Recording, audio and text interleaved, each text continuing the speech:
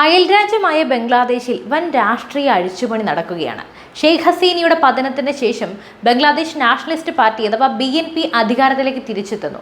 ഫെബ്രുവരി 17-ന് താരിഖ് റഹ്മാൻ പ്രധാനമന്ത്രിയായി സത്യപ്രതിജ്ഞ ചെയ്യുമ്പോൾ ലോകം ഉറ്റുനോക്കുന്നത് ഇന്ത്യയുടെ നീക്കങ്ങളിലേക്കാണ്. എല്ലാവരും ചോദിക്കുന്നു, എന്തുകൊണ്ട് പ്രധാനമന്ത്രി നരേന്ദ്രമോദി ഈ ചടങ്ങിൽ നേരിട്ട് പങ്കെടുക്കുന്നില്ല? ഇത് ഇന്ത്യയുടെ നയതന്ത്ര പരാജയമാണോ, അതോ ശത്രുവിനെ പോലും സുഹൃത്താക്കുന്ന മോദിയുടെ വലിയൊരു തന്ത്രത്തിന്റെ ഭാഗമാണോ? ബംഗ്ലാദേശിലെ പുതിയ കരുത്തുറ്റ സർക്കാരിനെ കൈപ്പിടിയിൽ ഒതുക്കാൻ ഇന്ത്യ ഒരുക്കുന്ന മാസ്റ്റർ പ്ലാൻ എന്താണ്? പരിശോധിക്കാം. സത്യപ്രതിജ്ഞ ചടങ്ങിലേക്ക് പ്രധാനമന്ത്രി മോദിയെ താരിഖ് റഹ്മാൻ നേരിട്ട് ക്ഷണിച്ചിരുന്നു. എന്നാൽ മോദിക്ക് പകരം ഇന്ത്യ അയക്കുന്നത് ലോക്സഭാ സ്പീക്കർ ഓം ബിർളയെയും വിദേശകാര്യ സെക്രട്ടറി വിക്രം മിശ്രയെയുമാണ്. ഇതൊരു സാധാരണ നീക്കമല്ല. ഇന്ത്യയുടെ ഈ നിലപാട് വ്യക്തമായ ഒരു സന്ദേശമാണ് നൽകുന്നത്. ബംഗ്ലാദേശിലെ ജനാധിപത്യ മാറ്റത്തെ ഞങ്ങൾ ബഹുമാനിക്കുന്നു, എന്നാൽ ഇന്ത്യയുടെ താൽപ്പര്യങ്ങൾ സംരക്ഷിക്കപ്പെടുന്നിടത്തോളം മാത്രമേ ഈ സൗഹൃദം ഊഷ്മളമാകൂ. ഷെയ്ഖ് ഹസീനയ്ക്ക് അഭയം നൽകി ഇന്ത്യയുടെ നിലപാടിൽ BNPക്കുള്ളിൽ ചെറിയ അസ്വസ്ഥതകൾ ഉണ്ടെങ്കിലും മോദി സർക്കാർ വളരെ പക്വതയോടെയാണ് നീങ്ങുന്നത്. താരിഖ് റഹ്മാനെ നേരിട്ട് ഫോണിൽ വിളിച്ച് അഭിനന്ദിച്ച മോദി അദ്ദേഹത്തെ ഇന്ത്യയിലേക്ക് ക്ഷണിക്കുകയും ചെയ്തു.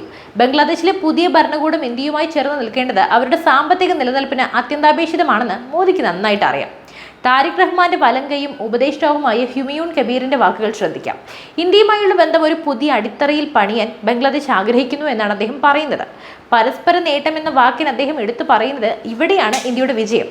ബംഗ്ലാദേശിലെ അധികാരത്തിൽ വന്നാലും ഇന്ത്യയെ പിണക്കി മുന്നോട്ട് പോകാൻ കഴിയില്ലെന്ന യാഥാർത്ഥ്യം BNPക്ക് നല്ല തിരിച്ചറിവുണ്ട്. ഷെയ്ഖ് ഹസീന ഇന്ത്യയിൽ ഉണ്ടെന്നത് ഒരു വെല്ലുവിളിയായി അവർ ഉയർത്തുന്നുണ്ടെങ്കിലും ഇന്ത്യയുടെ പരമാധികാരത്തെയും സുരക്ഷാ താൽപ്പര്യങ്ങളെയും മാനിക്കാതെ അവർ മുന്നോട്ട് പോകാനാവില്ല. ഭീകരവാദത്തിനെതിരെയും അതിർത്തി സുരക്ഷയ്ക്കും മോദി സർക്കാർ പുലർത്തുന്ന വിട്ടുവീഴ്ചയില്ലാത്ത നിലപാട് പുതിയ ബംഗ്ലാദേശ് സർക്കാരിന് കൃത്യമായ മുന്നറിയിപ്പാണ്. ബംഗ്ലാദേശിലെ രാഷ്ട്രീയ മാറ്റം ഇന്ത്യക്ക് ഒരു വെല്ലുവിളിയാണെന്ന് കരുതിയവർക്ക് തെറ്റി. മോദി സർക്കാരിന്റെ വിദേശ നയം നൈബർ ഫസ്റ്റ് എന്നതിനൊപ്പം ഇന്ത്യ ഫസ്റ്റ് കൂടിയാണ്. സാമ്പത്തിക സുരക്ഷ. ബംഗ്ലാദേശിന്റെ ഏറ്റവും വലിയ വ്യാപാര പങ്കാളികളിലൊന്നാണ് ഇന്ത്യ. വൈദ്യുതി മുതൽ ആവശ്യ സാധനങ്ങൾ വരെ ഇന്ത്യയിൽ നിന്ന് എത്തണം. വടക്ക് കിഴക്കൻ സംസ്ഥാനങ്ങളിലേക്കുള്ള ട്രാൻസിറ്റ് സൗകര്യത്തിൽ ഇന്ത്യക്ക് ബംഗ്ലാദേശിനെ വേണം.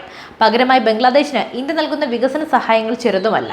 ഇന്ത്യക്കെതിരായ തീവ്രവാദ പ്രവർത്തനങ്ങൾക്ക് ബംഗ്ലാദേശ് മണ്ണ് ഉപയോഗിക്കാൻ അനുവദിക്കില്ലെന്ന് ഉറപ്പാക്കാനായി മോദി സർക്കാരിന് അറിയാം. താരിഖ് റഹ്മാൻ തന്റെ ആദ്യ വിദേശ സന്ദർശനം ഇന്ത്യയിലേക്ക് നടത്താൻ തയ്യാറെടുക്കുന്നത് തന്നെ മോദിയുടെ നയതന്ത്ര വിജയമാണ്. ആഭ്യന്തര കാര്യങ്ങൾ ഒന്ന് ശാന്തമായാൽ റഹ്മാൻ ഡൽഹിയിലെത്തും. മാറുന്ന ലോകക്രമത്തിൽ ഇന്ത്യയെ അവഗണിക്കാൻ അയൽ രാജ്യങ്ങൾക്ക് എന്തായാലും സാധിക്കില്ല.